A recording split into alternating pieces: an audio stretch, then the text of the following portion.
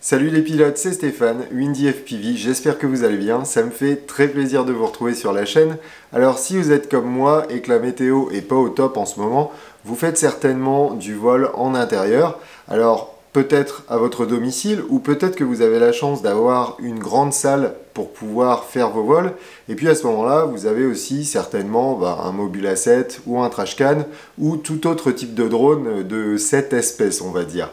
Donc moi, j'ai un Mobula 7 et le souci avec mon Mobula 7, quand je vole donc à mon domicile, dans mon appartement, qui est assez petit, c'est un petit appartement, j'ai pas une grande maison de 200 mètres carrés avec des couloirs de 30 mètres. Le problème que j'ai avec mon Mobula, c'est que ça tape vite dans les murs, c'est que ça vole vite et que finalement, c'est plus frustrant de se faire des vols que, enfin voilà, je prends pas de plaisir en fait, je m'amuse pas vraiment. Et du coup, ce que j'ai fait, c'est que je l'avais passé en un élément.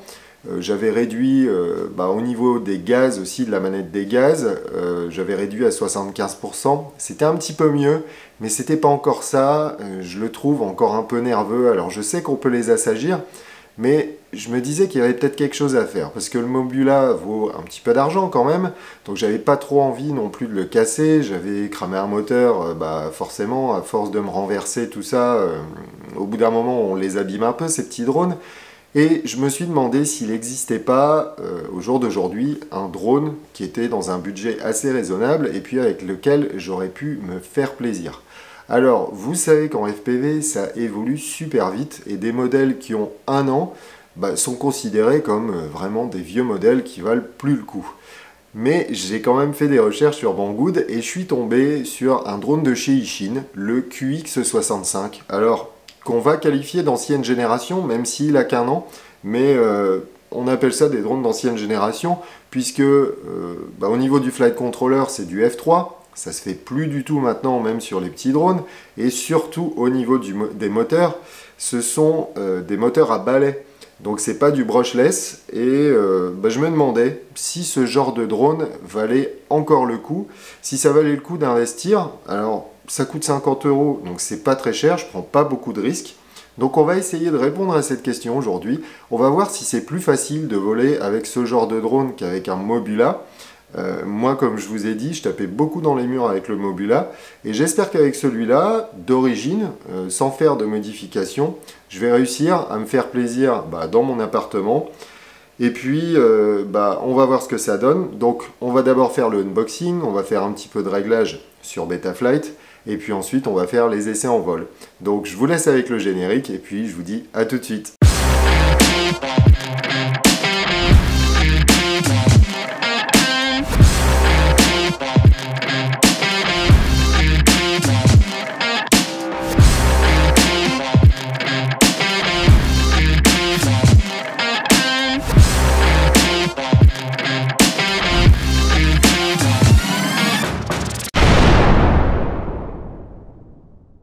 Ce Ishin QX65 vous arrivera donc dans cette petite boîte. Alors moi j'ai pris la version standard et puis en FrSky. Donc vous avez trois versions, vous avez FrSky, FlySky et DSM2, DSMX. Donc ça c'est pour les possesseurs d'émetteurs Spectrum. Et puis vous avez une version basique. Donc je crois que la seule différence avec la version basique c'est que vous avez moins de batterie. Donc on va ouvrir ça tout de suite. Donc on trouve un petit set d'hélices de rechange, il y a de la visserie à l'intérieur aussi.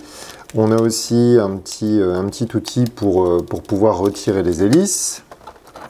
Ensuite on a trois batteries. Donc les batteries elles sont de chez Ishin. C'est des versions donc en HV et puis c'est des 250 mAh, donc c'est du 1S. Donc là on en a trois pour la version standard. Ensuite, on a un petit tournevis.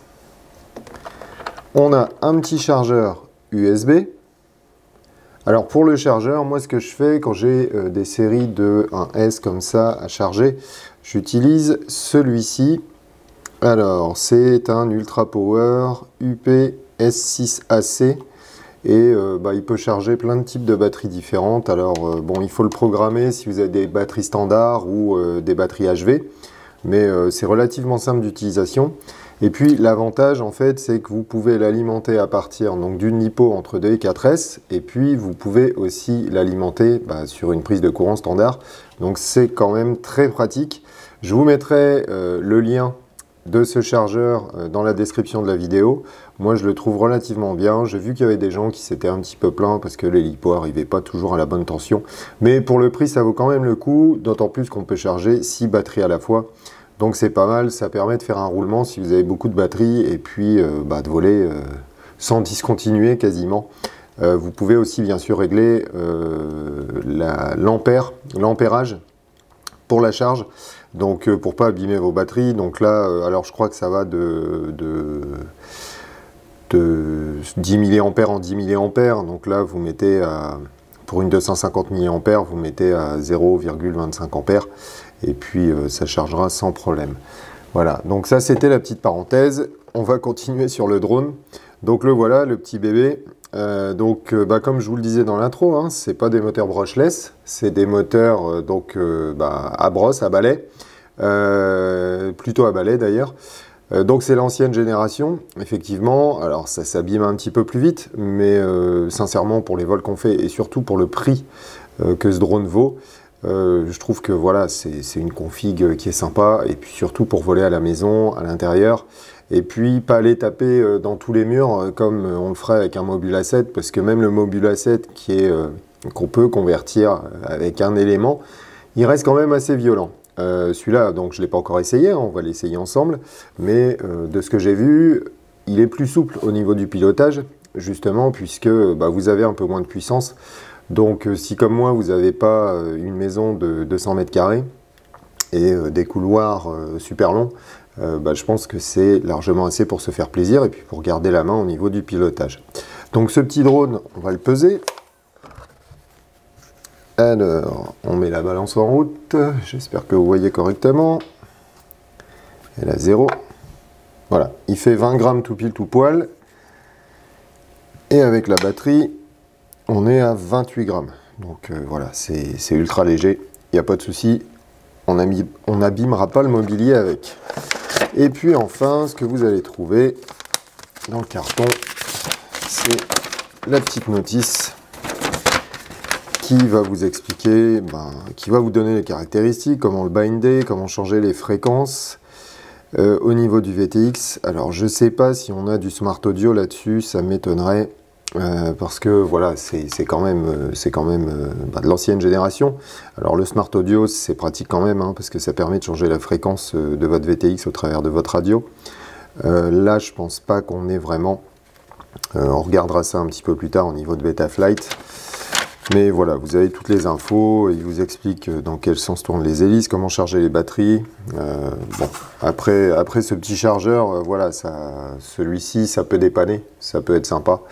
Mais bon, voilà, ça se branche sur un port USB, mais après il faut brancher batterie par batterie, donc ça va être un peu long pour la recharge.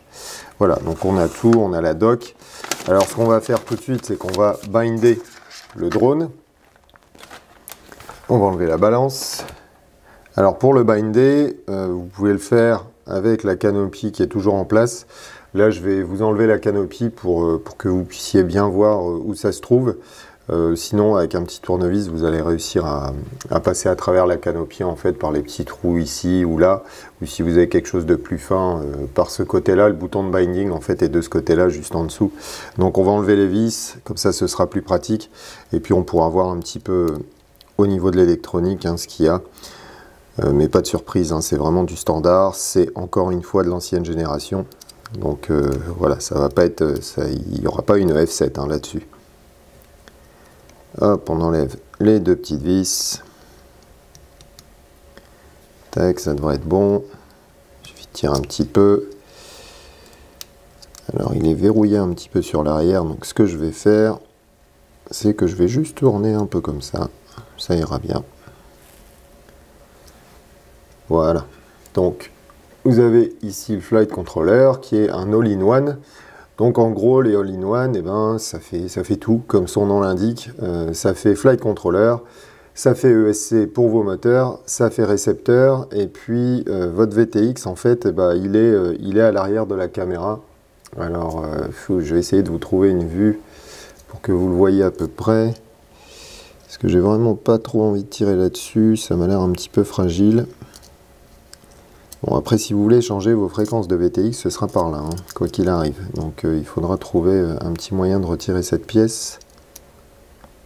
Voilà, moi, je vais pas trop forcer. J'ai pas l'impression que ce soit une vis. Si, ça a l'air d'être une vis, mais elle a l'air super, super petite.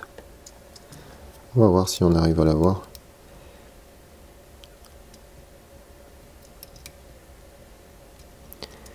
J'ai l'impression que ça vient.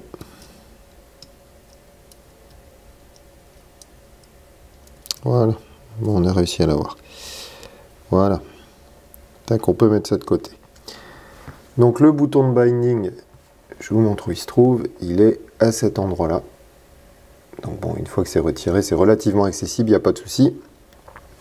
Donc on va binder le drone à la radio. Alors pour ça, on va prendre notre T16, on va l'allumer. Welcome to OpenTX. Disarm motors. Et puis, ce qu'on va faire, c'est qu'on va aller sélectionner un modèle. Alors moi, j'ai préparé 3 modèles sur ma Jumper.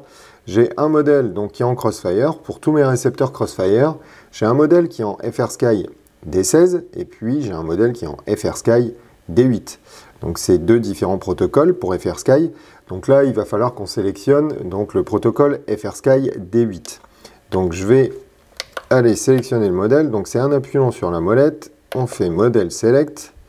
Et puis, je prends donc mon FrSky D8. Alors ensuite, on va cliquer sur modèle. On va descendre jusqu'à arriver donc à notre module interne. Et puis là, vous voyez, on est déjà sur multi FrSky D8. Donc après, on va le mettre sur binding. Donc on va déjà mettre notre récepteur, enfin c'est pas vraiment le récepteur, c'est le all-in-one, mais il y a le récepteur à l'intérieur. On va le mettre directement donc en mode binding. Alors là encore une fois, hein, il faut 4 mains pour le faire, normalement. Après on commence à avoir l'habitude. Donc on appuie, c'est assez franc.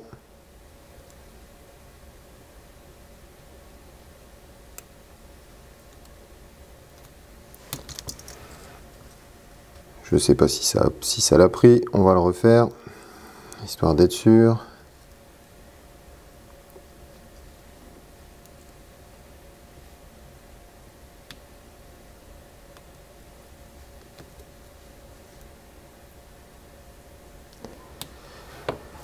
J'espère qu'un de ces quatre, ils trouveront un système un peu plus pratique, parce que c'est vrai que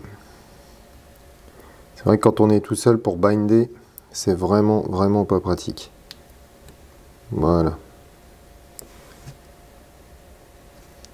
Et là, je vais cliquer sur Bind au niveau de la radio.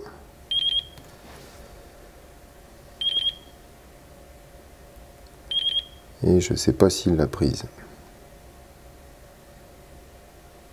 Ça a l'air de clignoter un peu de partout.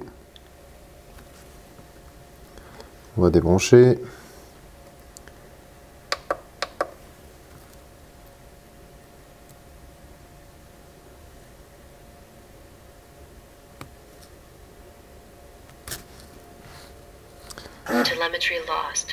Ok.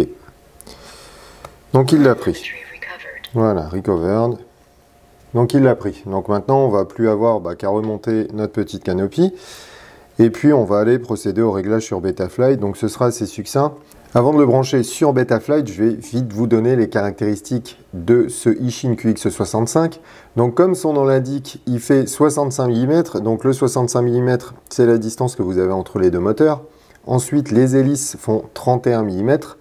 Au niveau du poids, on est sur 20 grammes à vide et 26 grammes avec la batterie. La batterie, c'est une 250 mAh, donc c'est une 1S, donc qui est en HV. Donc quand elle sera chargée, elle sera à 4,35 volts. Au niveau de la connexion de batterie, c'est un PH 2.0. Donc c'est pareil, hein, c'est pas la dernière génération, c'est pas ce qui donne le plus de puissance, mais sur un engin comme ça, avec des moteurs à balai, je pense que voilà, on ne sentirait pas trop la différence. Au niveau de la caméra, 700 lignes TV, on a 130 degrés de FOV. Voilà, donc c'est une petite caméra très très basique. Le VTX, c'est du Ishin aussi, hein. Il est à 5,8, c'est un 5,8 Go, 48 canaux. Et on est à 25 milliwatts, donc là c'est pas comme sur les TwoSpeak un peu de nouvelle génération où on pourrait éventuellement monter jusqu'à 200. Là on est en 25 milliwatts, mais je pense que voilà, pour un vol en intérieur, dans un appartement, une petite maison, ça suffit largement. La FC, c'est une F3, on n'est même pas sur de la F4, donc c'est encore la génération précédente. Betaflight, on est en version 3.2.2. Donc encore une fois, on n'a pas tous les raffinements qu'on pourra avoir, mais là c'est encore pour se faire plaisir.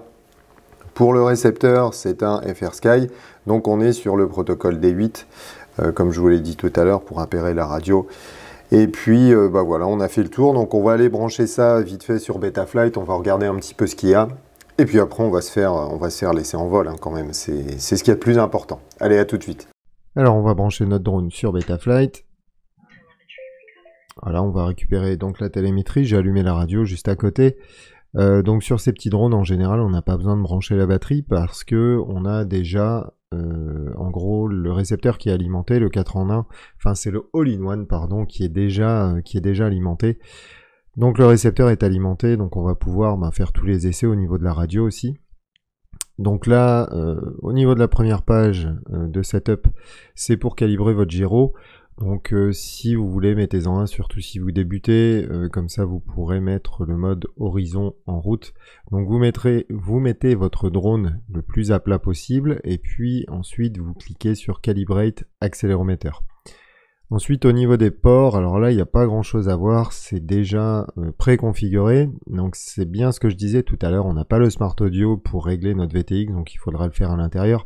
C'est un petit peu plus laborieux, mais bon, c'est des drones qui volent à l'intérieur, en intérieur. Si vous voulez chez vous avec, vous pouvez rester parfaitement sur la fréquence d'origine et puis aller changer la fréquence au niveau de vos lunettes. Il n'y a pas de souci à ce niveau. Ensuite, configuration, on va pas toucher grand chose, hein. Donc c'est un Quad-X. Alors là, il me met des erreurs de télémétrie parfois. Alors ça, c'est parce que la radio est un peu près du drone, ça arrive. Surtout sur le FrSky en D8. Alors donc on est sur la page configuration, donc comme je vous disais on va pas toucher grand chose, 8K 2K, on a l'accéléromètre qui est mis, alors le barreau c'est pas la peine de le mettre puisqu'il n'y en a pas là-dessus, le barreau ça vous permet de mesurer l'altitude entre autres. Ensuite au niveau personnalisation, donc là on peut changer le nom si on veut. Au niveau du récepteur, on est sur un Serial Based Receiver et on est sur du S-Bus puisque c'est du FrSky. Ensuite, là on va laisser tout ça comme ça. Sur la partie droite, donc là on est bien sur des moteurs brushed, donc des moteurs à balai. Et puis on peut laisser cette case cochée, donc c'est le moteur stop, c'est-à-dire que les moteurs s'arrêtent, vous armez le drone, les moteurs restent à l'arrêt. Donc vous pouvez le laisser ou l'enlever. Bon, moi je vais l'enlever, comme ça ce sera... voilà, les moteurs se mettront à tourner un petit peu au ralenti. Ici, je vais baisser cette valeur, on va la mettre sur 1030, on va voir ce que ça donne. Voilà. Et puis ensuite, on en a fini. Donc n'oubliez pas de cliquer sur sauvegarder et rebooter. Donc là, voilà, il sauve, il se reconnecte.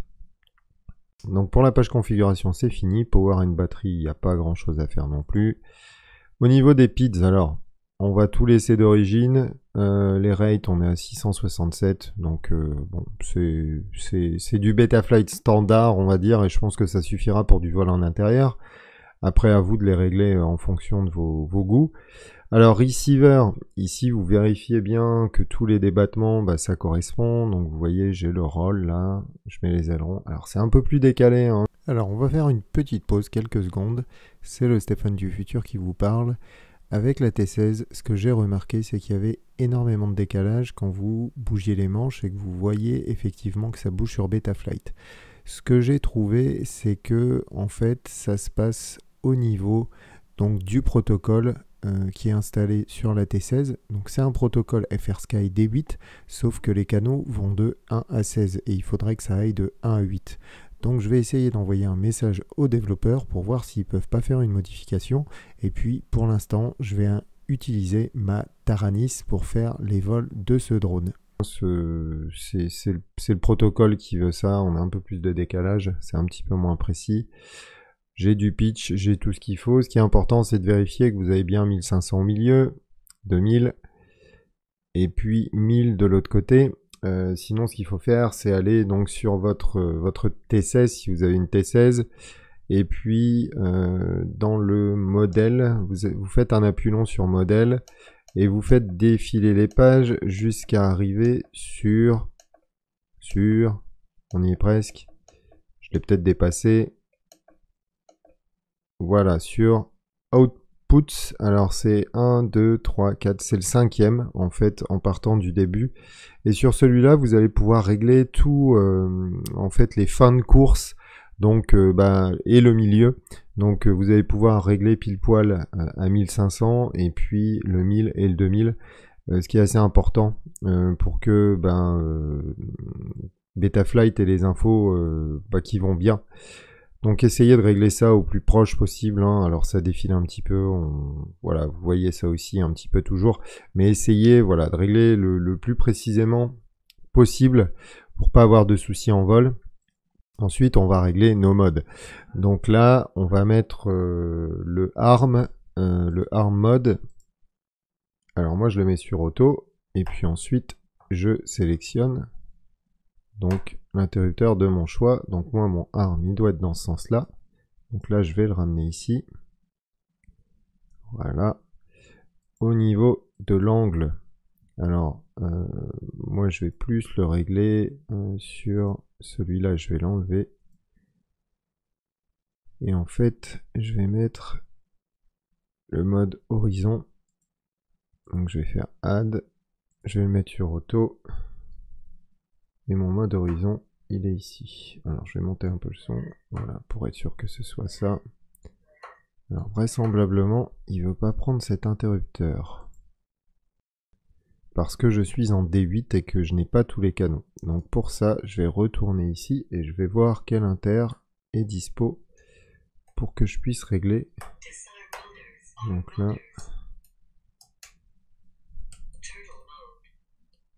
voilà, donc je vais pouvoir aller le régler sur le turtle. Alors c'est un peu dommage parce que du coup je serai pas, voilà, je vais le mettre sur le buzzer.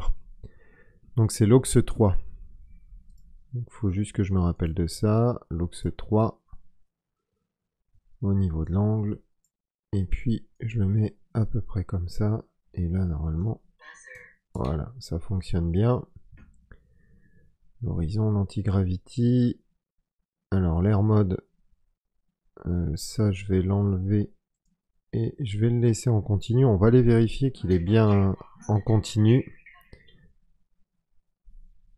Et puis le pré-arm, alors le pré-arm c'est celui-là, donc il est sur auto, voilà, donc c'est dans cette position là, 1500.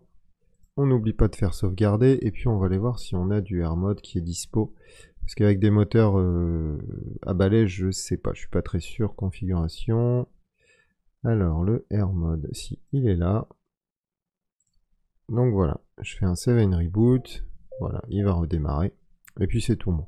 Donc normalement on a fait à peu près le tour. Le air mode, ça évite que quand vous mettez vos gaz à zéro, vos moteurs s'arrêtent complètement, donc ça reste quand même pratique. Donc c'est bien de l'activer même sur des petits drones comme celui-ci. Ma radio arrête pas de parler, hein. Donc ouais, même sur des drones comme celui-ci, c'est mieux de mettre ce fameux air mode. Donc là on a à peu près fait le tour. Après on a la page moteur OSD. Alors notre OSD on peut aller voir un petit peu. Voilà, on a les petits paramètres, donc le mode de vol. Alors moi en général je mets mon chrono un petit peu en dessous comme ça. Le nom du modèle je le mets ici. La tension de la batterie, c'est une 1S, alors hop, on va la mettre là. Et ici c'est mon RSSI. Voilà. Et puis là, j'ai mon mode de vol. Voilà. On va sauvegarder. Et puis on va être tout. Bon, normalement, on va pouvoir essayer de se faire un petit vol. Tout devrait fonctionner correctement. Alors, nous voilà donc à l'intérieur de notre petit Ishin QX65. Vous allez pouvoir voir comment ça vole. Alors au décollage, effectivement, c'est pas évident parce qu'il faut se faire un petit peu au rate et puis au fait qu'on n'ait pas beaucoup de place pour voler. Mais après, là, tous les vols, en fait, je les ai faits en mode normal. J'ai pas du tout utilisé le mode horizon. Et vous voyez, malgré tout, bon, alors là, il y a du petit crash. Faut que je m'habitue au débattement, faut que je m'habitue aussi au gaz. Mais vous allez voir que au fil des vols, je commence à réussir à maîtriser. Là, c'est pas du tout le cas, effectivement, ça tape un peu les murs. Mais voilà, on s'en sort toujours, on arrive toujours à peu près à redécoller, à se remettre en vol. Et puis repartir, voilà, ça y est, j'ai trouvé la position de gaz qui allait à peu près correctement. Donc voilà, on passe au niveau des lits superposés, on ressort. Et puis, voilà, on essaye de voler un petit peu plus lentement pour essayer de maîtriser. Ça y est, j'ai réussi à passer enfin ma première gate. Je me disais que j'y arriverais jamais. En tout cas, avec le Mobula, c'était juste impossible. J'arrivais pas à faire ça. Et puis là, je commence à m'habituer. Vous voyez, j'arrive à enchaîner les 3 gates d'affilée. Donc, c'est quand même pas mal. Et puis voilà, je me fais mon petit circuit. Et puis, je m'habitue tout doucement. Voilà, au pilotage du drone et ça le fait. Et encore une fois, c'est pas en mode horizon, c'est dans le mode de vol normal. Et encore une fois, c'est ce que j'arrivais pas à faire. Avec un drone comme le Mobula, c'était juste impossible de voler en mode normal. Il fallait toujours que je le passe en horizon parce que sinon ça devenait vraiment trop violent. Donc là, avec celui-là, moi je trouve qu'on a quand même de la maîtrise. Alors j'ai des petits effets au niveau de l'axe de lacet de temps en temps. C'est du washout, on va appeler ça. Alors quand je suis près du sol. Donc je me demandais si une version de Betaflight un peu plus évoluée corrigerait pas ce genre de problème. Il faudrait que j'essaye. En tout cas, voilà, si je le fais, je vous donnerai du retour. Mais je trouve que dans l'ensemble, voilà, pour 50 €, ça vole super bien. Alors, oui, j'ai pas un pilotage extraordinaire. Voilà, je sais pas si vous connaissez Nick Burns. En tout cas, allez voir sa chaîne parce que lui se fait des vols assez hallucinants en intérieur, assez rapides. Alors, il le souligne quand même, il a une grande maison. Mais je trouve ça super impressionnant quand même. C'est un peu le spécialiste aux États-Unis de tous les two-speak, les tiny whoop. Et sa chaîne vaut quand même le détour, rien que pour regarder ses vols. Donc là, voilà, je continue mon petit circuit. Et comme vous pouvez le voir, je commence vraiment à bien m'habituer à la machine. Voilà, j'arrive à bien rattraper, à passer mes gates comme il faut. Et ça vole vraiment bien. Je suis content de cette machine parce que j'avais des appréhensions de l'ancienne génération, tout ça. Et en fait, il faut pas. C'est vraiment un bon drone, ça vole bien. Vous voyez, j'ai pris pas mal de tampons. Là, je perds la batterie, donc on va passer au vol suivant.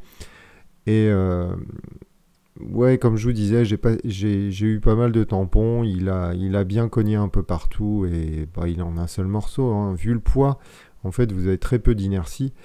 Donc, ça tape vraiment pas fort. Et puis, vous verrez. Alors, je sais pas au fil de ce vol si je prends un peu plus de vitesse. Mais pour l'appartement que j'ai, pour la taille de mon appartement, je trouve que voilà, c'est vraiment bien adapté. On arrive à se faire vraiment, vraiment des bonnes sensations. Ça vole bien. Voilà, c'est pas un Betaflight 4.1, voilà, avec le RPM filter, tout ça. Mais voilà, c'est une petite machine pour s'amuser, pour se faire plaisir.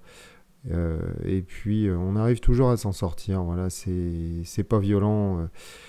Voilà, pour faire la comparaison. Alors, le Mobula 7, c'est pas un mauvais drone du tout, loin de là.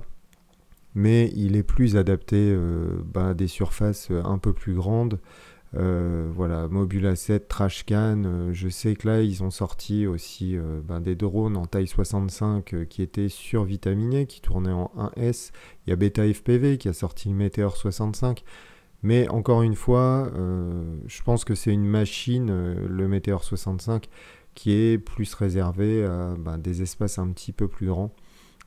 Parce que, voilà, à mon avis, dans des surfaces comme celle-ci, ça va être compliqué à maîtriser. Ça va être compliqué de le faire voler et puis ça va vite devenir très frustrant. Là, vous voyez, je pousse la gate. Mais il n'y a pas de problème, je me suis très rarement levé pour aller le remettre sur pied, le drone, parce que effectivement, il a des petits pieds, vous voyez, ça conne partout. Là, je suis passé sous le meuble et j'arrive quand même à m'en sortir. Donc, la conclusion, c'est que je trouve que, voilà, pour 50 €, c'est une bonne machine, ça vole très très bien. Il y a juste ce petit aspect, alors qui n'est pas du tout dû au drone, qui est dû à la T16, dans le fait que voilà, pour l'instant je ne peux pas le faire voler avec ma T16 parce que le D8 n'a pas l'air de fonctionner correctement avec les récepteurs en D8. Du moins celui-là, je pourrais essayer avec d'autres drones, avec peut-être des flight controllers un peu plus performants. Mais en tout cas, ça ne fonctionne pas pour l'instant avec ma T16. Avec la Taranis, aucun souci. Donc voilà, c'est vraiment une bonne machine avec laquelle on peut se faire très plaisir pour pas cher. Donc moi je le recommande, je vous recommande d'acheter ce drone. Donc voilà, on va finir le vol et puis on va arriver tout doucement sur la conclusion de la vidéo.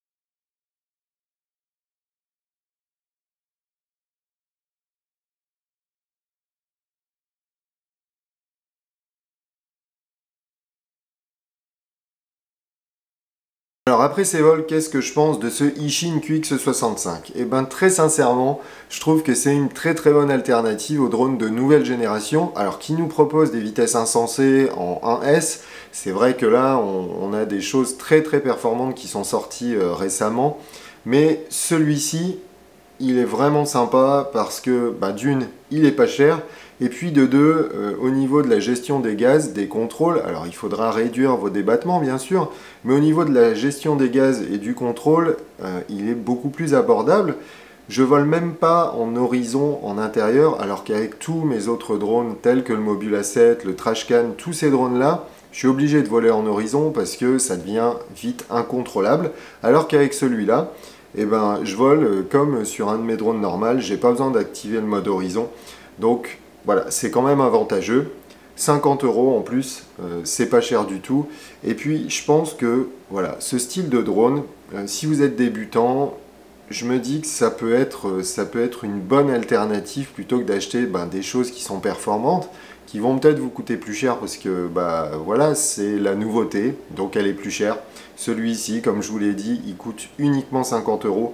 Donc c'est vraiment sympa. Puis au niveau de la maintenance, c'est pas très compliqué non plus.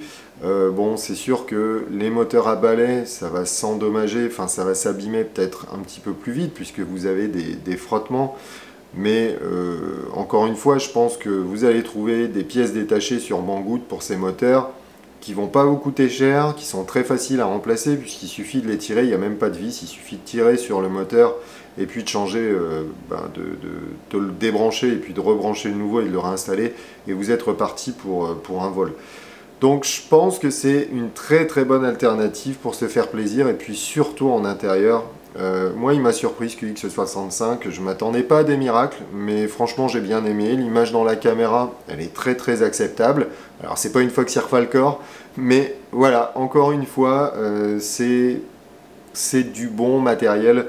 C'est pas, voilà, j'ai pas eu de soucis avec. Alors j'ai fait que 3-4 vols, mais pour l'instant j'ai pas de soucis, je vous ferai un retour. Le seul souci que j'ai vu et que vous avez pu voir pendant la vidéo, c'était par rapport à ma T16. Mais ça c'est la compatibilité du module interne, c'est-à-dire que en gros, j'étais sur 16 canaux alors que j'étais en D8. Enfin, j'ai l'impression que j'étais en 16 canaux alors que j'étais en D8, puisqu'il ne me proposait pas du canal 1 à 8. Alors que sur ma Taranis, effectivement, il me dit que c'est du canal 1 à 8. Donc je pense que c'est ce qui a généré énormément de latence dans les contrôles. Comme je vous ai dit, je vais essayer d'envoyer un message aux développeurs pour voir s'ils ne peuvent pas améliorer ça. Parce que c'est vrai que ma T16, maintenant, c'est devenu un petit peu ma radio de tous les jours. Et bon, j'étais un peu frustré de ne pas pouvoir l'utiliser. Donc je vais voir si je ne peux pas contacter les développeurs pour voir si ils ne peuvent pas améliorer ce petit souci. Mais en tout cas, en ce qui concerne le QX65, je trouve que c'est une très très bonne machine. Donc voilà, cette vidéo est terminée. J'espère qu'elle vous aura plu. Si c'est le cas, comme d'habitude, n'hésitez pas à mettre un petit pouce, à commenter la vidéo et puis à vous abonner à la chaîne. En attendant, je vous souhaite de très bons vols en intérieur et en extérieur. Et puis je vous dis à la semaine prochaine. Ciao!